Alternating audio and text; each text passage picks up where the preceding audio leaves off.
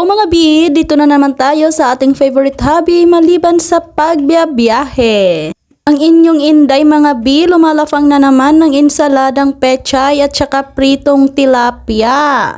By the way mga B, yung pechay na yan ay galing sa ating garden at yung tilapia naman ay give sa atin ng ating napakabait na neighbor. Thank you nanay sa mga tilapyang binigay po ninyo.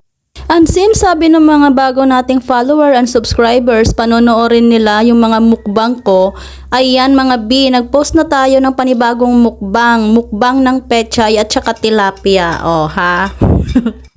And if naku-curious kayo kung paano ginawang ensalada yung pechay, ako rin nung una hindi ko akalain na pwede pala gawing ensalada yung pechay mga B.